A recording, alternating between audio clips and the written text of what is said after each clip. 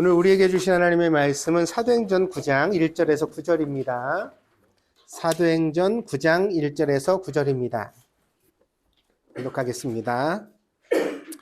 사울이 주의 제자들에 대하여 여전히 위협과 살기가 등등하여 대제사장에게 가서 다메섹 여러 회당에 가져갈 공문을 청하니 이는 만일 그 도를 따르는 사람을 만나면 남녀를 막론하고 결박하여 예루살렘으로 잡아오려 함이라. 사울이 길을 가다가 다메섹에 가까이 이르더니 호련히 하늘로부터 빛이 그를 둘러 비추는지라. 땅에 엎드러져 들음에 소리가 있어 이르시되 사울아 사울아 내가 어찌하여 나를 박해하느냐 하시거늘 대답하되 주여 누구시니이까? 이르시되 나는 내가 박해하는 예수라.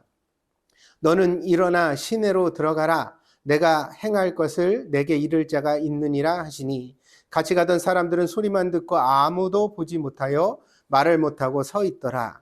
사울이 땅에서 일어나 눈은 떴으나 아무것도 보지 못하고 사람의 손에 끌려 다메섹으로 들어가서 사흘 동안 보지 못하고 먹지도 마시지도 아니하니라. 아멘.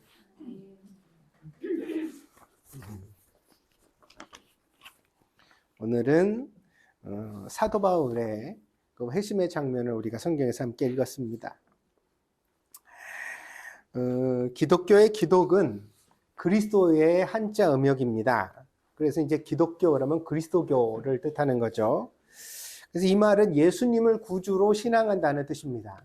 예수님이 나의 구주입니다 이렇게 고백을 하는 사람들은 모두 다 기독교, 그리스도교라고 말할 수 있습니다.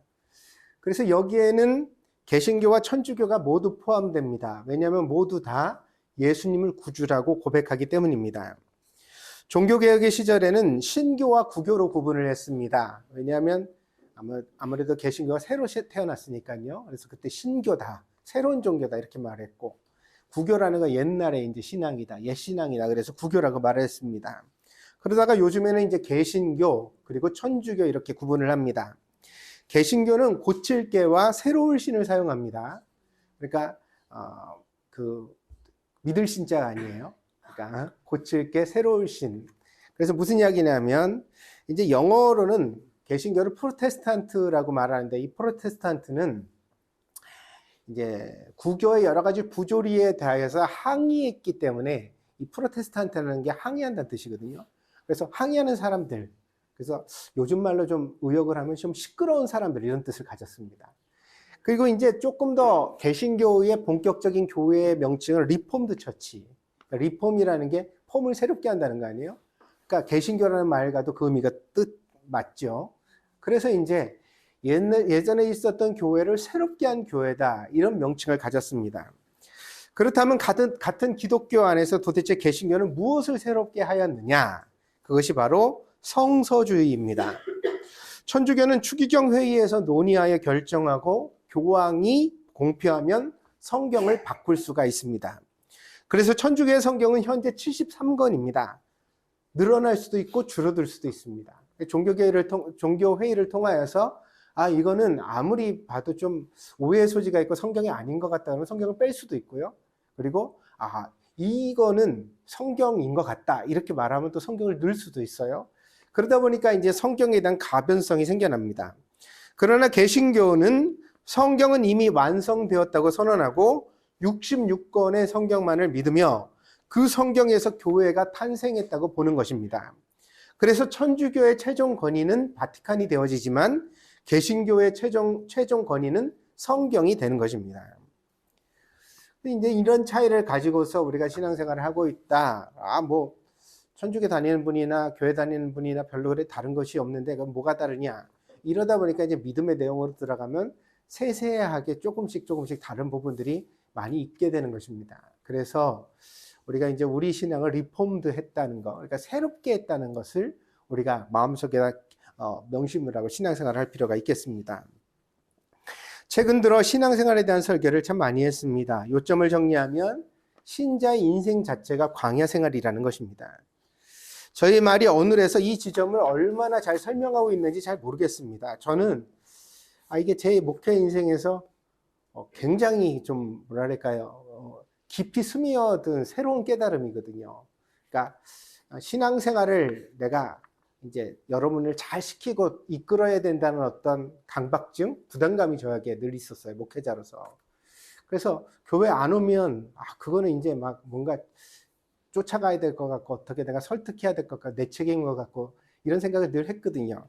그게 완전히 사라진 것은 아니지만 성경을 통해서 최근에 제가 이제 다시 깨닫고 발견하게 된 사실이 뭐냐면 교회를 오든지 안 오든지 하나님을 믿는다고 고백을 하든지 안 하든지 신자의 삶 자체가 신앙생활이라는 거예요.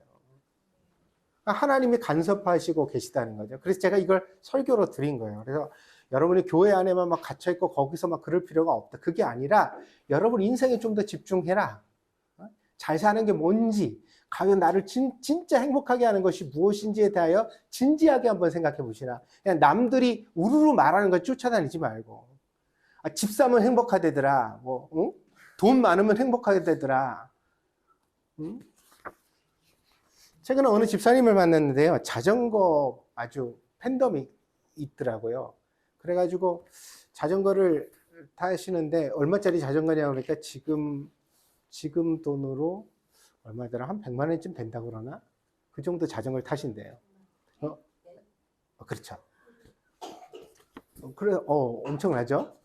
그런가 보다 그랬는데 그분 이야기로는 요즘은 자꾸 소재가 개발되고 스타일이 변해서 최신으로 쫓아가려면 몇 천만 원짜리 자전거도 1, 2년에 한 번씩 바꿔야 된다는 거예요. 이런 자전거는 수리비도 많이 든대요. 자기 자전거가 지금 10년쯤 탔는데 살 때 그게 이제 고가였고 좋았지만 지금 이제 모든 부품이라는 걸 교환하고 수리하고 다시 리폼해야 될 상황이 됐다는 거예요. 근데 리폼 비용도 한 100만 원쯤 들 거라는 거예요. 새로 살까 이렇게 생각했더니 자기가 그때 100만 원 주고 샀던 자전거 수준의 그레이드의 자전거를 지금 살려면 한 300만 원쯤 된답니다. 고민을 한다는 거예요. 저는 또 이런 거에 옆에서 불을 잘 지르거든요. 그러니 그거 사지 왜 못 사냐고. 아니 뭐 애들도 다 키웠겠다. 자기를 위해서 하는 건데 그거 하나 못 하냐고. 아니 차를 사는 것도 아니고. 여러분 이게 자전거라고 하니까 여러분이 놀라는 거지. 차 바꾸면 그 돈 더 들거든요. 그렇지 않아요? 그 좀 들잖아요. 요즘 차 100만 원짜리가 어디 있어요. 그래도 뭐 살만한 거 하려고 그러면 더 돈 줘야 사는 거 아니에요? 여러분 다 테슬라 사고 싶어 하는 거 내가 아는데. 그렇잖아요? 그래서 불을 질렀죠. 그랬더니 그분 하시는 말씀이 참 저한테 울림을 줬습니다. 뭐라고 얘기를 하나요? 목사님, 그래도 그냥 만족하면서 타려고요. 왜요? 그랬더니 그거 비싼 거 사봤자 일주일 좋아요. 타다 보면 또 마찬가지예요. 새 거 타면 다르대요. 한 일주일은 막 저절로 구름 위를 날아가는 것처럼 막 그렇게 신나서 간다는 거예요. 그런데 한 일주일, 한 달쯤 타고 나면 똑같다는 거야. 자전거 타면 땀나고 힘들고, 응? 땀나고 힘들고 어디 가고 그거 무게도 처음엔 막 되게 가볍다 감동하는데 한 일주일, 한 달 타고 나면 뭐 그때 가벼운 거나 지금 가벼운 거나 별 차이를 못 느낀다는 거예요. 이분이 참 지혜가 있구나 생각을 했습니다. 여러분, 이 아이들이요, 뭔가를 간절히 가지고 싶어 할 때는 한번 가지게 하는 것도 괜찮아요. 근데 꼭 집어주셔야 돼요. 뭐냐면, 그걸 가져서 과연 그렇게 좋더냐? 얼마나 좋더냐?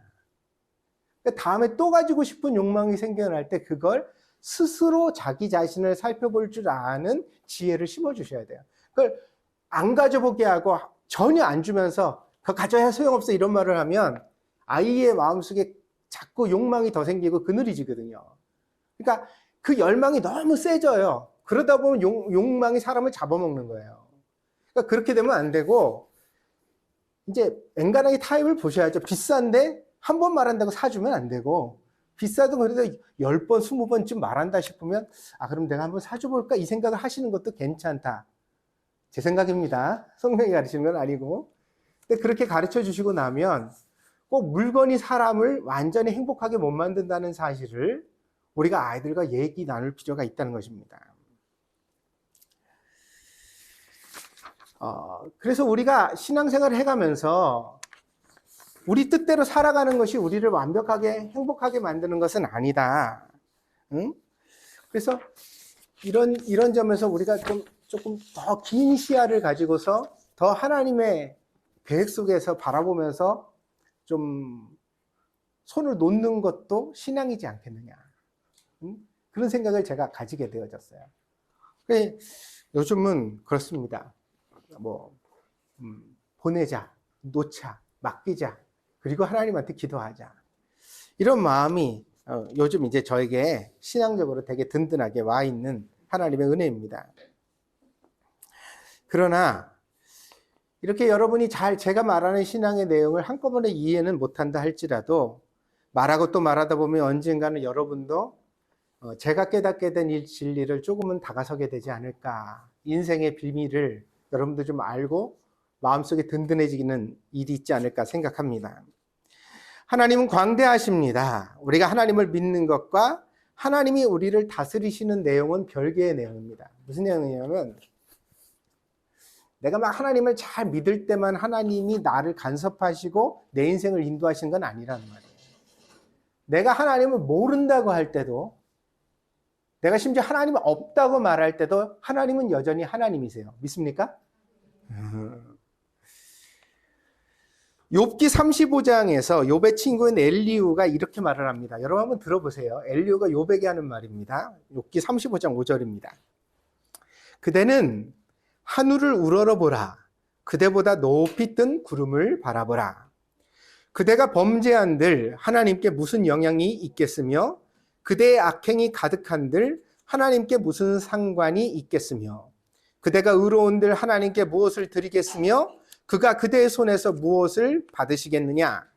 그대의 악은 그대와 같은 사람에게나 있는 것이요 그대의 공의는 어떤 인생에게도 있느니라.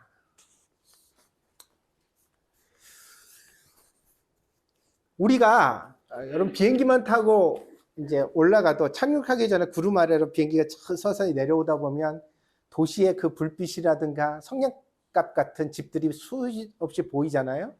여러분 성냥갑만하게 보이는 집 중에서 45평짜리랑 65평짜리랑 구분할 수 있는 분, 키 1m 90이랑 1m 60이랑 구분할 수 있는 분, 의미 없는 차이거든요. 근데 우리가 우리 사이에서 살아가니까 야, 윗동네 공기는 좀 다르냐 이런 말도 하고 나도 한번 60평 이상에 살아보면 좋겠다 이런 생각을 하고 살아가는 거죠. 그런데 엘리후라는 친구가 욥에게 뭐라고 말하냐면 구름만 바라봐도 사람보다 지극히 높은데 그 위에 계신 하나님이 보실 때 인간이란 얼마나 미미한 존재라는 거예요. 그러니까 우리가 여기서 죄를 짓는다고 하나님께 피해를 줄 수 있다고 생각하지 말아라. 응? 여기서 우리가 정의를 실천한다고 해서 하나님께 뭔가를 바칠 수 있다고 여기지 말아라 이런 얘기를 하거든요.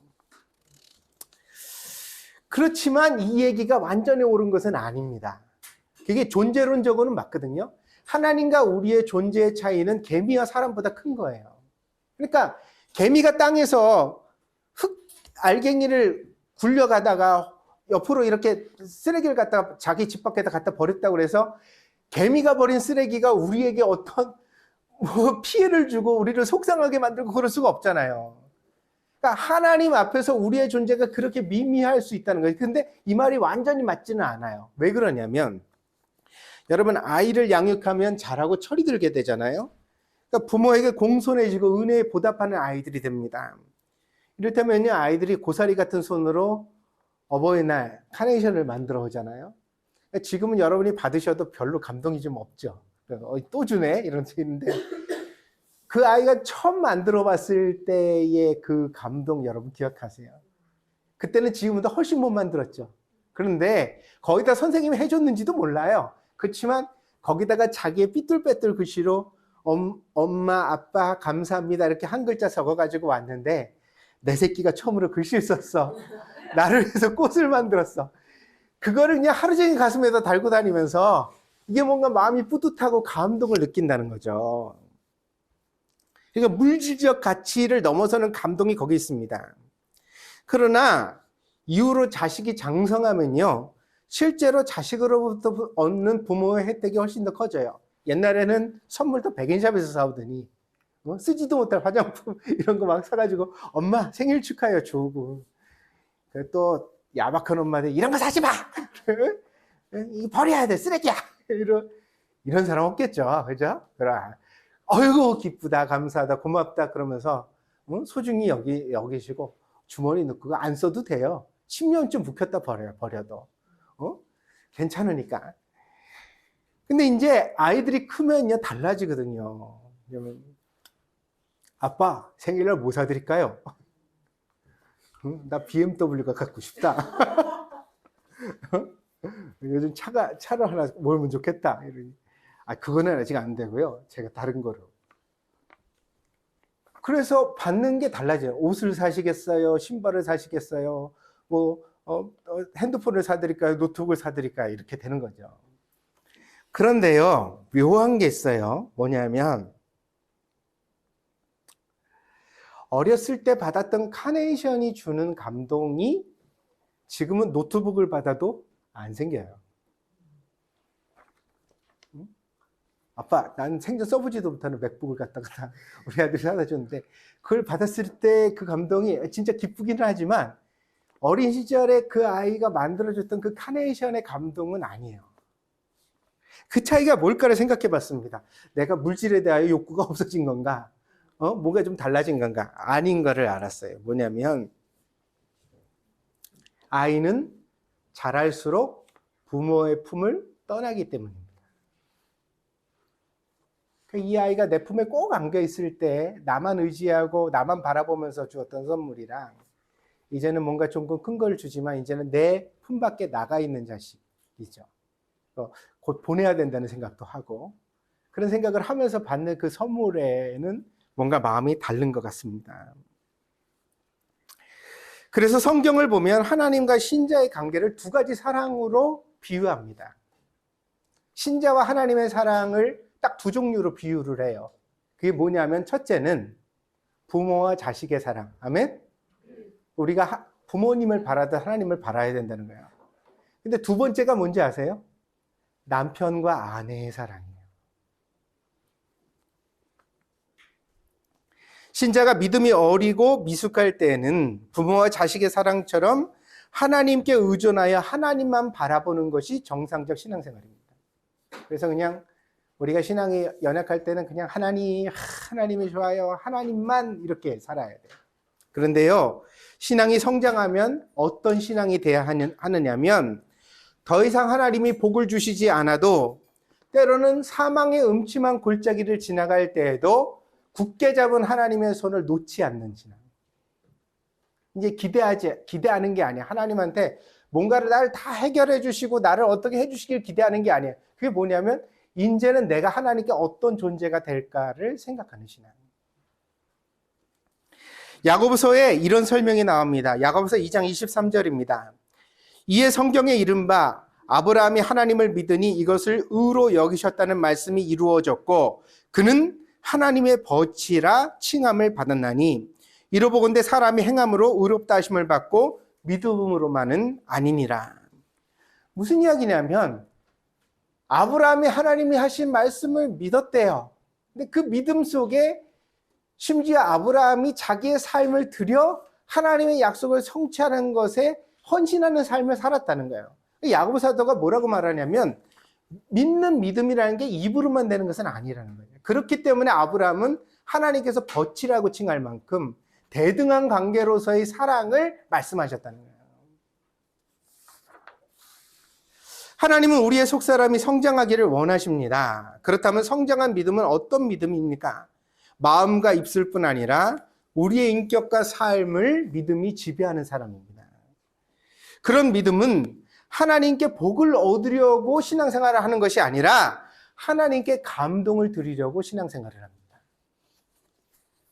그래서 어떻게 내가 잘하면 하나님이 나를 복을 주실까 이런 생각이 더 이상 아니에요. 그건 뭐냐면 그것과 상관없이 나는 복을 받든지 복을 못 받든지 나는 이미 하나님과 살아요. 아멘? 근데 그러면 이제 내가 어떻게 하면 하나님이 과연 기뻐하실까? 하나님을 기쁘시게 하는 게 뭘까를 생각한다는 거예요. 에베소 5장 10절에서 사도 바울은 그렇게 설교하죠. 주를 기쁘시게 할 것이 무엇인가 시험하여 보라. 이게 신자의 성숙한 삶의 모습이에요. 그리스도의 장성한 분량에 이른 사람의 모습이에요. 어떻게 하면 복을 얻을 수 있는지 시험하여 보라가 아니라 주를 기쁘시게 할 것이 무엇인지 시험하여 보라. 그걸 트라이 온 하라.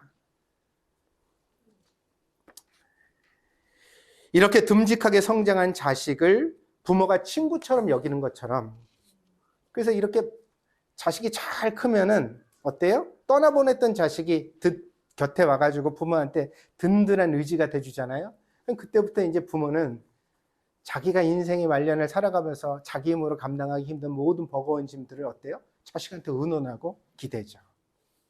야, 너는 어떻게 생각하니? 난 이거 모르잖아. 네가 나보다 더 나니까 네가 한번 생각해보고 알아봐라. 이런 얘기를 하게 되죠. 심리학자인 프로이트는 인간의 정신을 세 가지 레이어로 분류했습니다. 첫째는 이드입니다. 무의식과 밀접하며 본능에 충실합니다. 그래서 무언가를 욕망한다는 것이 이드의 작동입니다. 뭔가 먹고 싶다, 가지고 싶다, 뭘 하고 싶다. 이게 다 이드라는 정신 영역에서 일어나는 욕망과 충동이라는 거예요. 이게 사실은 인간의 정신에 있어서 한 80%를 차지하는 가장 근간이 되어지는 부분이라고 봤어요. 그런 다음에 이제 둘째는 자아, 에고입니다. 에고는요, 의식에 밀접합니다. 욕망을 현실과 타협하게 만드는 역할을 합니다. 무슨 얘기냐면 먹고 싶다 근데 돈이 없어요. 이드는 훔치기라도 해서 먹어야 된다는 거예요. 근데 에고는 뭐라고 말하냐면 훔치는 건 안 되니까 그러면 네가 좀 일을 하든지 뭘 아는 사람한테 부탁을 하든지 이걸 합법적으로 잘 먹을 수 있는 방식이 뭔지를 한번 찾아보자, 이런 이성의 작용을 한다는 거죠. 그리고 세 번째 영역이 초자, 슈퍼에고입니다. 이는 자아의 영역에서 교육과 사회 규범을 통해 만들어지는 이성입니다. 뭐냐면 이런 이성적 작용이 있는데, 이성에다가 우리가 살아갔던 문화와 역사가 우리에게 바람직한 인간이 무엇인지를 계속 심고 가르치고 그리고 그걸 계속 추입해 준다는 거예요. 그럼 어떻게 되냐면 사람이란 거는 사람은 마땅히 이러이러야 해. 무슨 얘기예요? 배가 아무리 고파도 훔쳐서는 안 돼. 땅에 떨어진 거 주워 먹으면 안 돼요. 이런 식의 가치를 우리 안에 가지게 되어진다는 거죠. 그래서 이제 이것이 정의, 양심, 규범의 영역이에요. 그래서 이 슈퍼에고를 마음의 심판관이라고 부르기도 합니다. 최근에요, 메타인지라는 말이 자주 보이는데, 이 메타인지는 자기 객관화의 능력을 말합니다. 무슨 말이냐면요, 우리가 감각과 지능을 통해서 사물과 사건을 인지하는데, 우리 감각이 있어요. 그리고 우리의 지능이 있잖아요. 그걸 가지고서 어떤 일이 일어나면 그걸 우리가 파악해 간다는 거예요. 이게 외적인 파악이잖아요. 나라는 에고가 있고 이 에고가 다른 것들을 이렇게 판단해서 수용해내는 거거든요. 근데 이렇게 판단을 하다 보니까 어떤 일이 생겨났냐면, 이제는 역설적으로 내가 이렇게 판단을 했으니까 그럼 나는 도대체 어떨까? 그 에고가 밖에 나가서 내 바깥에서 나를 객관화시켜서 보는 거예요. 내가 여태까지 다른 사람들 판단해 왔으니까. 그러니까 내가 하기 싫은 거는 나도 하면 안 된다는 의식. 이게 메타인지예요. 그러니까 메타인지가 발달해야 뭐가 생겨나냐면 슈퍼에고가 성장하고 자라나게 되어지는 거예요. 그런데 모든 사람이 이런 능력을 가지는 것은 아닙니다. 어린아이는요, 치명적인 잘못을 저지르고 나서도 저녁에 잠을 잘 자요.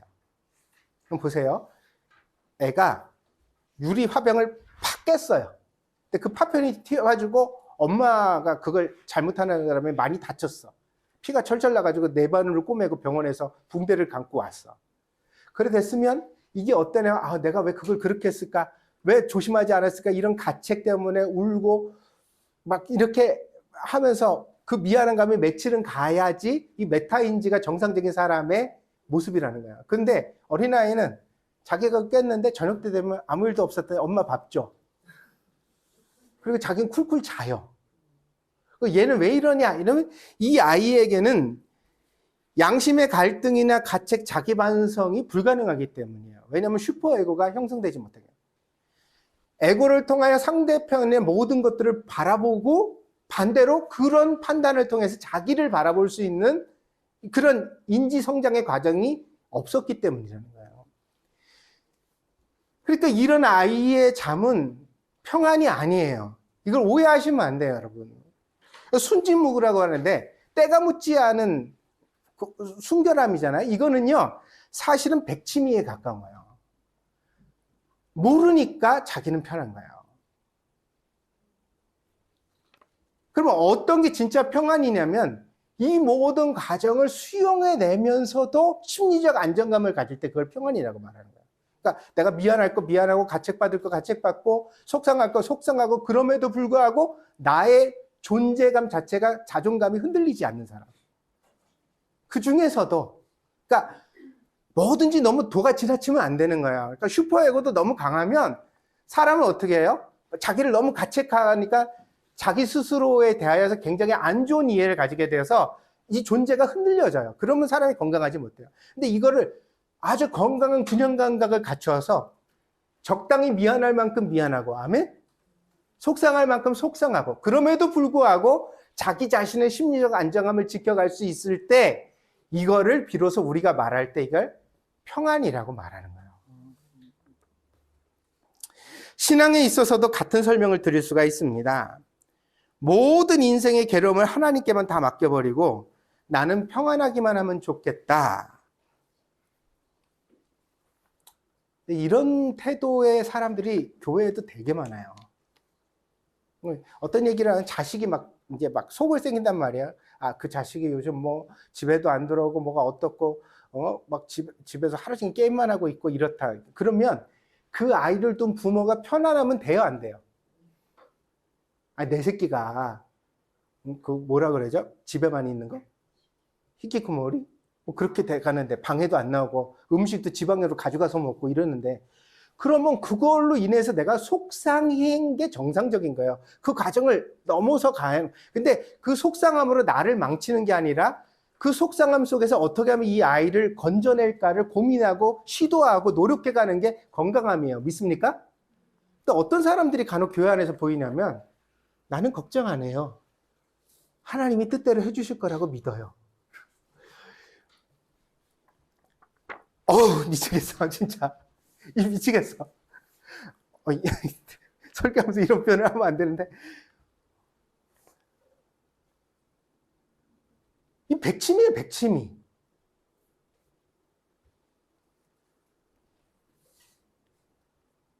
이것은 믿음이 좋은 게 아닙니다. 어리고 유치한 겁니다. 그러니까 무서운 일이 있을 때 애가 이불 속에 들어가가지고 꼭 숨으면서 나는 몰라, 나는 몰라, 나는 몰라. 그러면 어떻게 되겠지 하는 거. 근데 우리가 어른이 됐을 때는 마땅히 어때야 돼요? 무서운 일이 있어도 눈을 부릅뜨고 이 일에 맞닥거려서 두려움을 넘어서든지 이 일을 해결해내야지 내 평안이 찾아오는 거지. 내가 이불 속에 숨어만 있다고 해서 내 일이 해결되고 평안이 찾아오는 일은 우리의 인생에는 없거든요.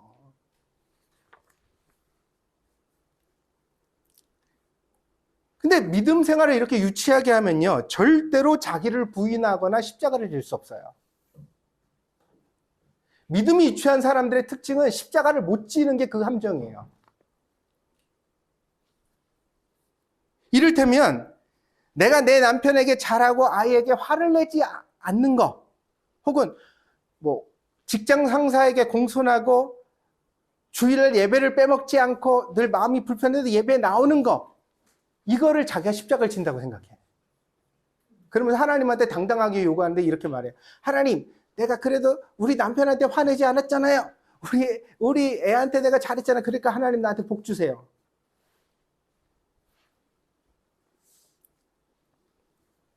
어느 아이가 학교 갔다 돌아와서 숙제를 하면서 엄마에게 딜을 합니다. 엄마, 나 이 숙제 다 하면 뭐 사주실 거예요?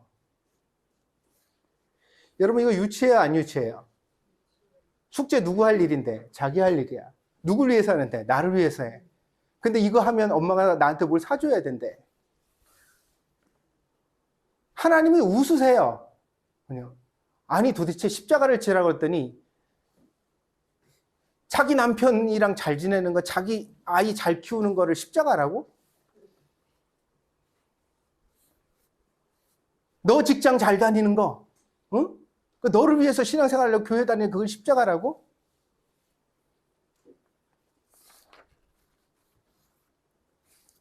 믿음은 인생을 포괄합니다. 어리석은 수준에서는 하나님을 만나도 결과적으로 하나님을 이용할 뿐입니다. 무슨 얘기냐면 신앙이 어리면, 이렇게 유치하면 매사에 신앙생활을 어떻게 하냐면 어떻게 하면 하나님을 내가 이용해 먹을까 그 생각을 해요. 어떻게 하면 하나님을 이용해서 내가 안 아플까? 어떻게 하면 하나님을 이용해서 내가 부자가 될까? 어떻게 하면 하나님을 이용해서 내가 인간관계를 좀 편하게 가질까? 근데요, 여러분, 아이가 어렸을 때는 이렇게 유치해도 부모가 이해해요, 안 해요? 해요, 안 해요?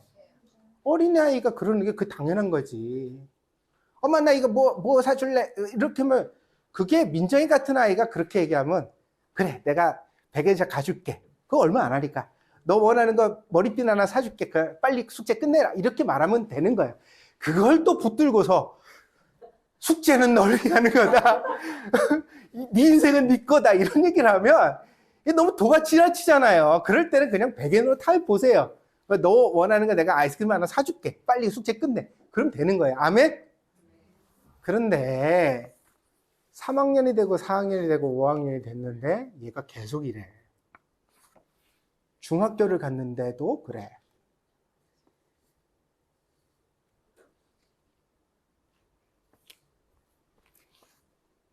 계속 두면 돼요, 안 돼요? 내가 여러분한테 말씀드려요. 계속 두면 돼요, 안 돼요? 그게 애를 위한 거예요? 아니잖아요. 가르치면 가르쳐야죠. 싫어도 좋아도. 하나님도 우리와 마찬가지세요. 우리가 믿음이 연약해서 하나님이 있는지 없는지가 헷갈려. 가끔은 있는 것 같고 가끔은 없는 것 같고 가끔은 내 맘대로 살아도 될 것 같고 가끔은 그러면 벌 받을 것 같고 이런단 말이에요. 그러면 하나님이 우리의 유치한 신앙에 맞춰서 우리를 대해 주십니다. 그래서 가끔 하나님을 이용해 먹어도 돼요. 야곱이 그랬어요, 실제로. 야곱은 원래 속이는 자라는 뜻인데 이 야곱이 라반의 집에 가가지고 어려움을 당하니까 하나님 이렇게 도와주세요, 저렇게 도와주세요. 하나님 거기 다 응답하시잖아요. 그런데 그 야곱이 마침내 베델에 이르고 하나님 앞에 신앙을 온전히 가지게 됐을 때, 이스라엘이 됐을 때부터 하나님은 혹독하게 다루세요. 십자가를 지라는 거예요. 컸으니까.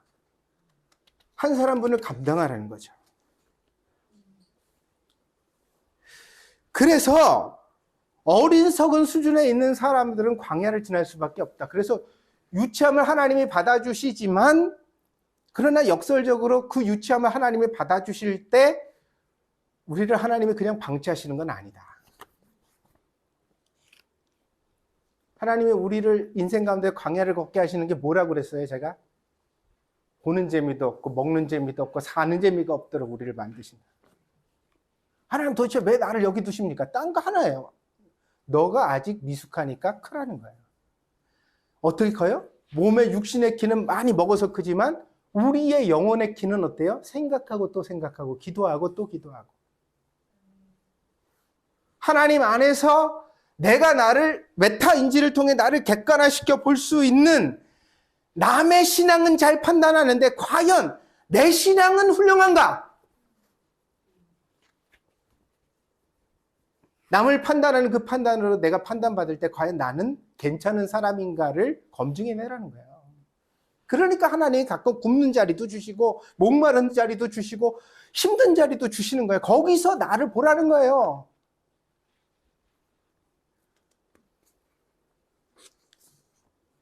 인생의 풍파 속에서 깨지고 구르면서 깨달아가는 것이 곧 신앙생활입니다. 그래서 지금 여러분이 겪는 가난, 문제, 질병, 고통들이 사실은 은혜일 수 있습니다. 왜냐하면 그게 없으면 생각하지 않을 거니까.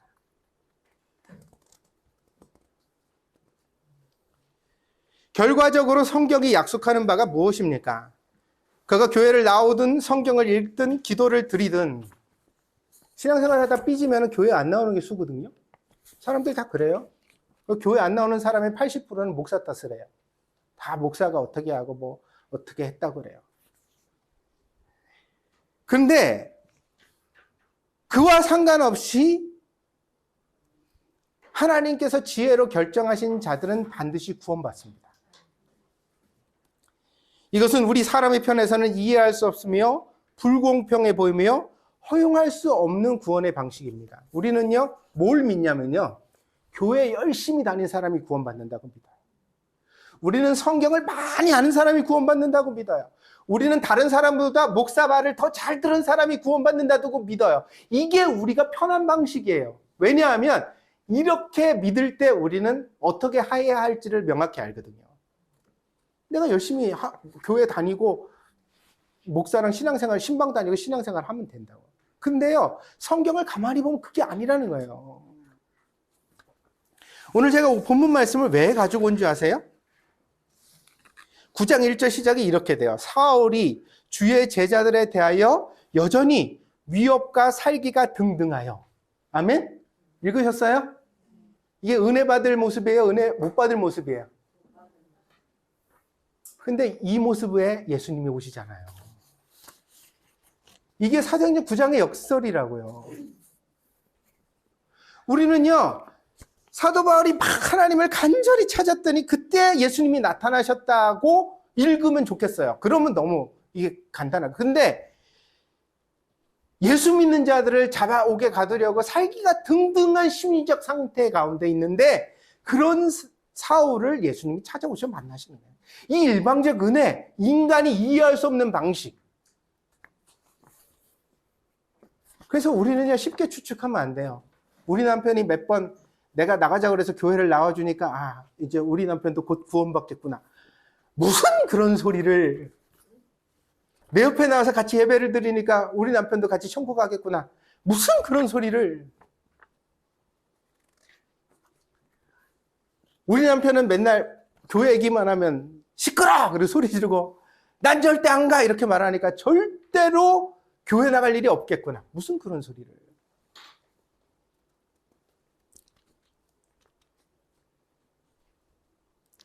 하나님은 하나님이십니다. 그래서 이 구원에 대하여 절대로 타협하시지 않습니다. 하나님은 이 구원에 대하여 일방적으로 결정하시고 그것을 이루시는 하나님이에요.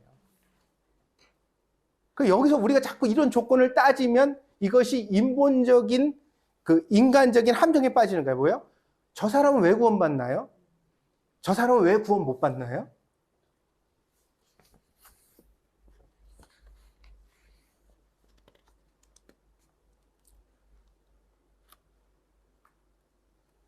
그러므로 우리는 어떠해야 합니까? 선하고 착하게 사는 사람이나 악하고 비루하게 사는 사람이나 모두 하나님의 자비 외에는 구원의 소망이 없다는 사실을 깨닫고 겸손해 가야 합니다. 우리 각자가요, 이 신앙의 도리를 깨닫고 나서 생각할 것은 무엇이냐면 도대체 왜 구원하시느냐가 아니에요.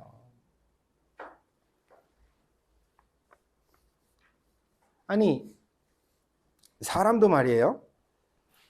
조금 굉장히 좀 지적 수준이 높고 인격이 고매한 사람의 어떤 선택을 봤을 때 우리가 이해가 안 갈 때가 많잖아요. 저 사람 어떻게 저런 결정을 하지? 저런 선택을 하지? 근데 하물며 우리가 하나님이 하시는 결정에 대하여서 우리가 그것을 왈가왈부하고 그게 옳으네, 틀리네, 이게 합리적이네, 합리적이지 않네라는 얘기를 하는 것 자체가 맞지 않다는 거예요.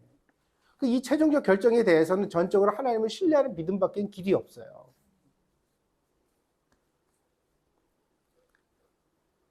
그러면 그 하나님의 결정을 우리가 완벽하게 인정할 때 하나님은 하나님이시다. 그래서 하나님이 구원받을 자를 반드시 구원하신다. 사울처럼 살기 등등할지라도 찾아가셔서 그를 마침내 구원하신다. 그걸 우리가 다 이해할 수는 없지만 하나님은 그렇게 하시는 분이다. 그걸 우리가 인정하게 되어지면 그 다음부터 어때요? 두렵고 떨림으로 살아갈 수밖에 없대요. 자기 인생.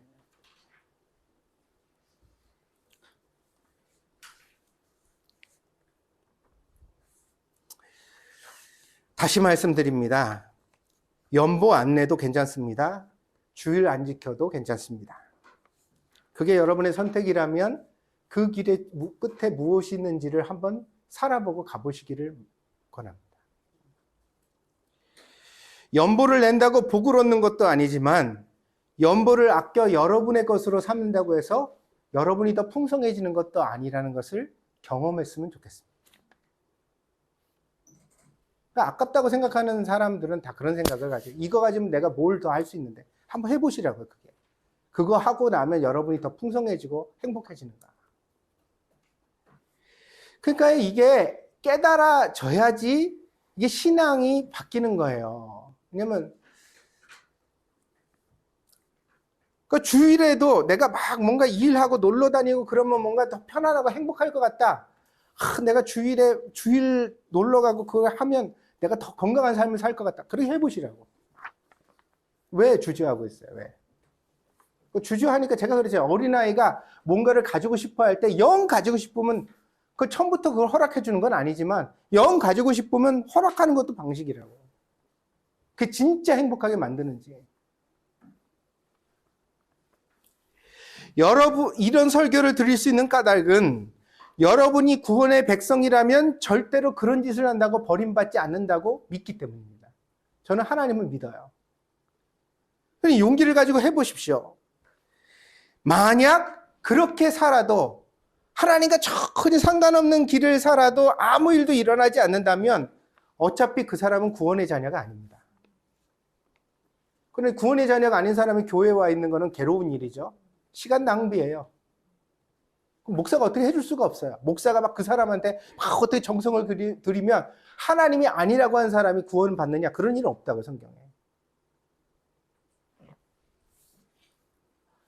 그러나 그 사람이 만약 하나님의 자녀라고 한다면 다메섹으로 가던 사울을 예수님이 나타나 만나 주신 것처럼 만나는 일이 반드시 생겨날 것입니다.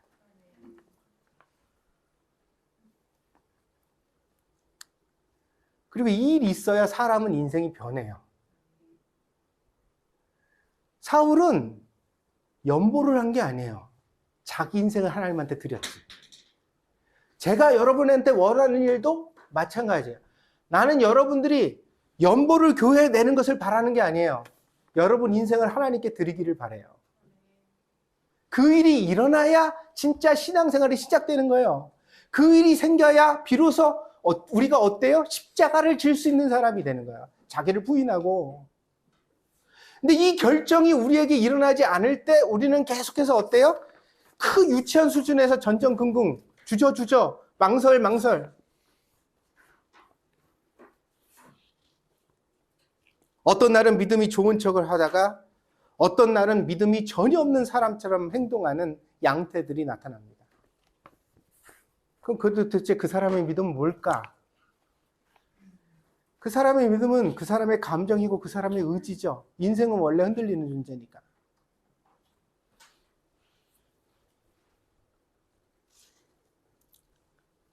그래서 예수님이 사울에게 나타나 말씀하시지 않습니까? 사울아, 사울아, 내가 어찌하여 나를 박해하느냐. 예수님 그러시죠? 사울이 지금 신앙생활을 했어요, 안 했어요? 자기 나름대로 신앙생활을 하고 있는 거예요. 예수 믿는 사람들을 이단으로 여기고 하나님을 믿기 위해서 예수 믿는 자들을 옥에 가두려고 드는 거예요.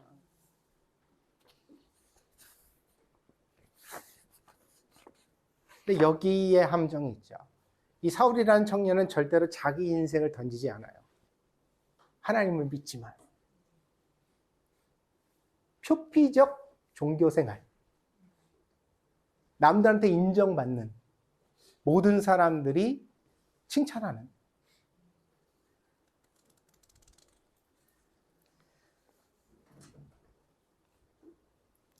사울은 예수님을 박해한 것이 아닙니다. 그의 의도는 자기 신념대로, 자기 믿음대로 하나님을 믿은 것입니다. 그러나 그 신념과 믿음이 구주이신 예수님을 박해하는 행동이 되었다는 것을 성경이 증거하고 있습니다. 그래서 오늘 우리에게 경각심을 주죠. 우리가 진짜 변하지 않으면 우리의 열심이 예수님을 박해하는 것이 될 수도 있다. 저는 이 일 많이 봐요. 많이 본다는 얘기가 무슨 얘기냐면 요즘들 교회마다 문제가 그렇게 많이들 생겨요. 보면 얘기들을 듣다 보면 뭐 교회가 두 파로 갈라져가지고 장로님파, 목사님파 이런 거는 예사고, 심지어 어떤 교회는 새로운 목사님이 부임했는데 옛날 목사님파, 새로운 목사님파 이래가지고 교회가 난리가 났어요. 근데 웃긴 게 뭐가 웃긴지 아세요? 이렇게 교회 안에서 분란이 나면 양쪽 다 예배를 드리고 양쪽 다 기도회를 해요. 각자 자기 하나님한테. 하나님은 내 편이시라는 거예요.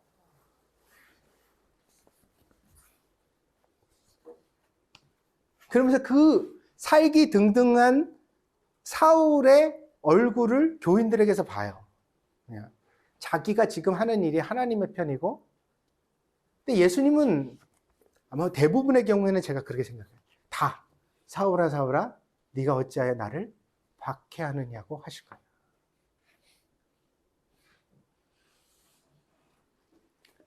그래서 제가 여러분한테 늘 드리는 설교 중에 하나가 그거예요. 험한 일을 당해도 거칠어지면 안 된다. 믿습니까? 마음이 온유해야 주의 길이 보이고 우리가 나갈 길을 알게 되거든요. 절대로요 살기등등하면 안 돼요. 이건 은혜 받은 자의 모습이 절대로 아니에요.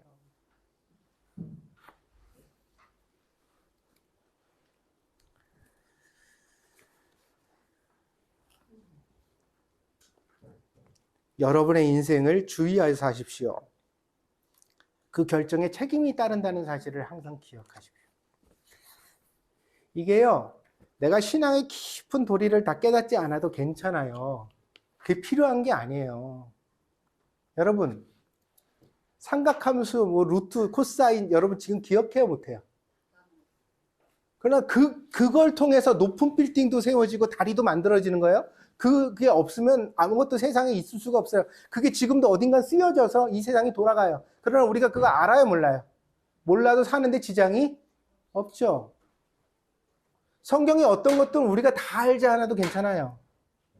그러나 기본적인 건 알아야 돼요. 그 기본적인 것이 무엇이냐면 우리가 살아가는 삶의 모든 결정에는 내가 져야 될 책임이 내포되어 있다는 거예요. 그래서 다른 거를 열심히 할 게 아니라 내가 살아가는 순간순간을 최선을 다해서 사셔야 돼요. 오늘 하루는. 우리 아이한테 내가 뭘 가르칠까? 어떤 걸 우선시할까? 남편과 사이에서 내가 어떤 결정을 내릴까? 우리 집의 장래를 위해서 내가 뭐를 선택할까? 이 모든 선택에는 그에 부합하는 책임이 우리를 기다리고 있어요. 그리고 그 책임을 통해서 하나님은 어떠세요? 우리를 성장시켜 가세요. 그래서 신앙생활이라는 거예요. 왜냐하면 사람은 꼭 자기다운 선택을 하게 돼 있거든요. 여러분, 그 패밀리 레스토랑 가서 정식을 시키면 그렇잖아요. 스테이크 정식을 시키잖아요. 그러면 꼭 웨이터가 와서 묻죠.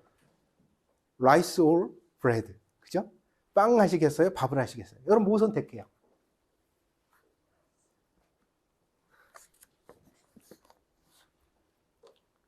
사람마다 자기가 좋아하는 게 있죠. 그 선택을 하잖아요. 그러니까 서구적인 사람은 빵을 선택할 거고 나는 김치 없으면 못 사는 사람들은 보통 다 밥을 선택하죠. 그죠? 밥도 오모리를 선택하죠. 그럼 무슨 얘기예요? 그 선택에 내가 내포되어 있다는 거예요. 모든 게 그래요. 그러니 하나의 선택이 조금 다르다고 하더라도 인생을 살다 보면 결국 내가 도달해야 할 자리에 내가 도달해 있는 거예요.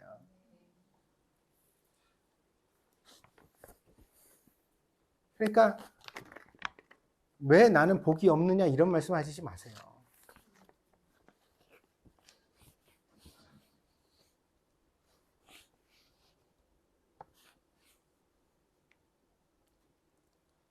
그럼 어떻게 살아야 되느냐? 어떻게 살아야 되느냐? 복 받을 만하게 사셔야 됩니다. 믿습니까? 지금부터라도? 그러려면 어떻게 해야 돼요? 하나님 안에서 하나님의 기쁨이 되는, 하나님을 감동시키는 인생이 뭔가를 고민할 수 있는 영적인 수준으로 여러분이 성장해 가셔야 돼요. 그게 보여야 돼요. 그게.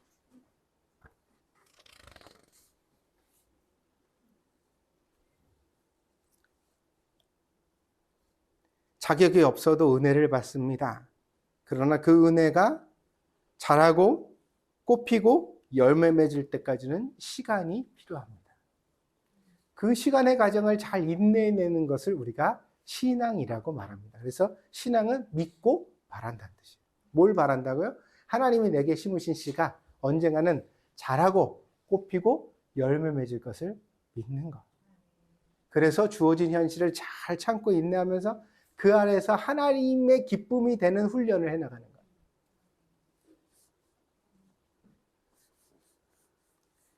저는 제가 받은 은혜만큼의 팁밖에는 드릴 수가 없습니다. 나는 모세가 아니니까 모세처럼 훌륭한 설교를 여러분에게 드릴 수 없어요.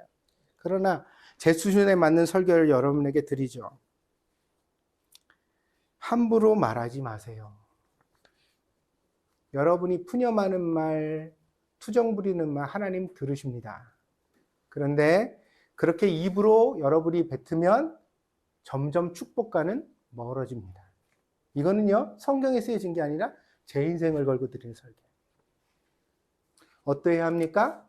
힘들고 어렵고 고민스러울수록 하나님 앞에 은혜스러운 말을 연습해 가셔야 합니다. 인간의 입은요, 참 희한해서 나오는 대로 말하는 게 아니에요. 자기가 자기를 잘 컨트롤하고 자기에게 연습을 하는 것만큼 좋은 말이 나오게 되어져 있습니다. 인생을 바꾸고 싶습니까? 그럼 깨닫고 변하십시오. 여러분이 성장하고 변하는 만큼 하나님은 반드시 축복을 주십니다. 그래서요, 구원은 조건이 없습니다. 살기 등등한 사울도 예수님이 만나주세요. 그리고 너 내가 찝었어. 너는 내 그릇이야. 이방의 복음을 전할 내 도구야. 그래서 그래서 사도로 삼으신 거예요. 거기까지는 조건이 없어요. 우리가 이걸 따질 수가 없다고. 왜 사울 같은 사람을 꼭 집어서 하나님 찾아오셨습니까? 라고 말할 수가 없다고요. 그러나 우리가 얼만큼 쓰임받느냐, 어떻게 쓰임받느냐, 어떤 축복을 이루느냐는 우리 각자의 열정과 헌신에 달려있는 줄 믿습니다. 복받을 만한 자답게 변해가야 돼요. 그냥 안 되는 집들 보면 아우성이 가득해요. 애도 소리지고 어른도 소리지고 모두 다 소리 질러요. 다 소리 지르면 그 집에 복이 있을까 없을까? 있어요, 없어요?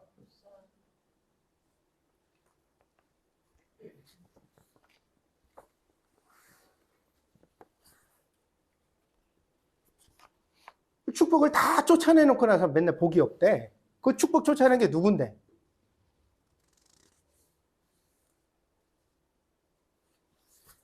자, 그러면 감사와 기쁨과 격려와 사랑과 상대방을 인정하는 말이 가득하다면 그곳에 일단 축복이 오기 전에 뭐부터 있을까? 행복부터 있겠지.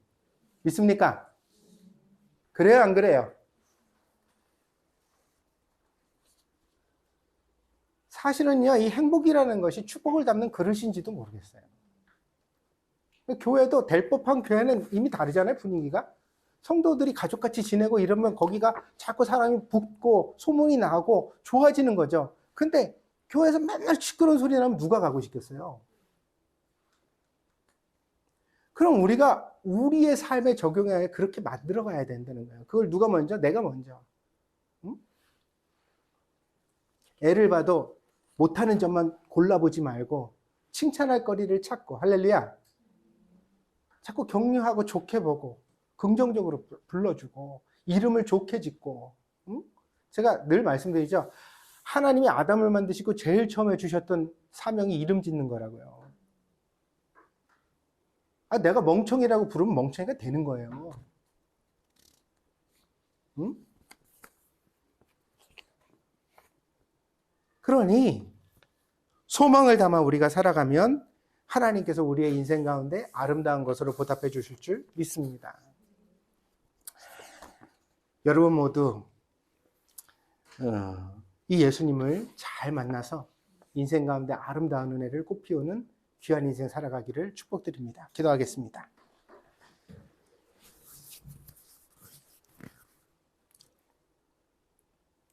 하나님, 우리가 다 신앙생활을 하고 있음을 깨닫습니다.